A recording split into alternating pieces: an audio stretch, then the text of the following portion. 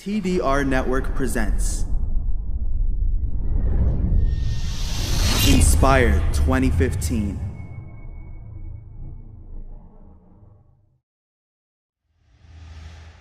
Let's talk about backbiting, ghiba. What's ghiba? Anybody knows what's ghiba? What's backbiting? Bismillah. Backbiting, go for it. Excellent, excellent. So he says saying something about the people behind their backs. But there's one word you have to add to this. One word. Saying something behind the people's back which they do not like. The Prophet ﷺ said the following, ذِكْرُكَ أَخَاكَ بِمَا يَكْرَهُ. Mentioning something about your brother or sister in a way they do not like. So that's a criteria that you have to have. Now, you're sitting in a gathering. It's very frequent, especially nowadays, that backbiting is very light and easy. Backbiting is like the dessert of every gathering. And it gets boring if we don't talk about other people who are not present. As a believer, the one who seeks Allah's judgment, if you're sitting down and someone talks bad about your brother, you have to do something about it. You cannot say, I don't want to tell them, please not talk about it. I want to move away. No, because I fear my friends will make fun of me. I'm a boring person. They will never befriend me. A'udhu billah. At this point, you seek Allah over them. Is it clear? Now, how do you do that? You need some motivation. You guys drink Red Bull? Okay. Now, we have some of our Red Bulls, which is knowing the reward of things and knowing the punishment of things, and that's how we both are influenced. So, for example, Rasulullah sallallahu alayhi wa sallam, every time, sallallahu alayhi wa sallam, every time, sallallahu alayhi wa sallam, wallahi, it's enough of a benefit. If you say 10, 15 times in this lecture, sallallahu alayhi wa sallam, that's enough of a benefit. You guys agree? So continuously say it whenever you hear that beautiful name.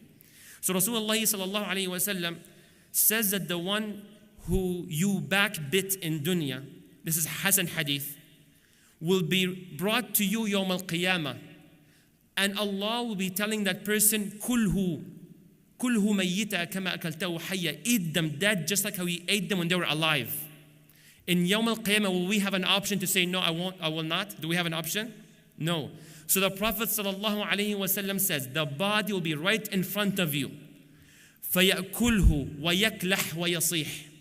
You will be forced to literally eat that body. وَيَكْلَحْ, what's al-kuluh? When the upper lip reaches the middle of the head and the lower lip reaches the middle of the chest, and you will literally be like an anaconda swallowing that body. That's an example of the punishment. Allah mentioned in the Quran, Surah Al-Hujurat, أَيُحِبُّ أَحَدُكُمْ أَنْ يَأْكُلَ لَحْمَ أَخِيهِ مَيْتًا. Isn't it right? Would you love for you to eat the flesh of your brother? Allah responds, فَكَرِهْتُمُوهُ. You would not like it. Allah knows. People will be discussing, is this halal meat or is this haram meat, right? Is this dabiha? So they go to McDonald's, they're like, Akhi, this halal sign is fake, I'm telling you, right?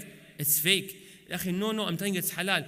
Back and forth, no, I will order fish, I will order chicken. Okay, whatever, you order what you want, you order what you want. Then we go on the dinner table. You know what happens?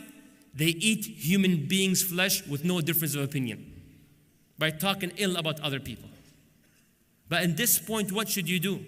The one who, don't worry about their judgment at this point. The Prophet ﷺ says in authentic narration, مَنْ ذَبَّ عَنْ عِرْضِ أَخِيهِ. Wallah, this is remarkable. Whoever defends the honor of their brother or sister. Someone tells you, brother so-and-so is stingy. You're like, no, he is generous. Such behavior. You know what's the reward when you defend your brother? The Prophet ﷺ says, أَعْتَقَهُ اللَّهُ مِنَ النَّارِ. This is one of the greatest rewards you will ever be blessed with in your life. What does that mean, أَعْتَقَهُ اللَّهُ? That means their neck is unleashed from hellfire, even before Islam came. And you have to understand that term because it's mentioned in many other ahadith. For example, in Ramadan, the Prophet ﷺ says, لِلَّهِ عُتَقَاءٌ مِنَ النَّارِ وَذَلِكَ كُلَّ لَيْلَةٍ. Brother, translate. I will. The Prophet says every night Allah has utaqa from hellfire, and He chooses them every night. May Allah free our necks from hellfire. Say Ameen. Ameen Rabbil Alameen. You know what does that mean? Back in Jahiliyyah, when they free a slave, can the master ever say, no, come back, you're a slave again? Can they do that? Can they retract their statement? Impossible. So now, go to what Allah and the Prophet said. When Allah unleashes your neck for that one incident, that means you will never enter hellfire. Someone will say, but what if I was a kafir after that, right? Allah will adjust your life in a way that you won't die in such state because of a sincere moment where you defended your brother and sister. These are moments, if you care about Allah's judgment, look how honorable you will be in Allah's sight. May Allah make us strong. Say Ameen.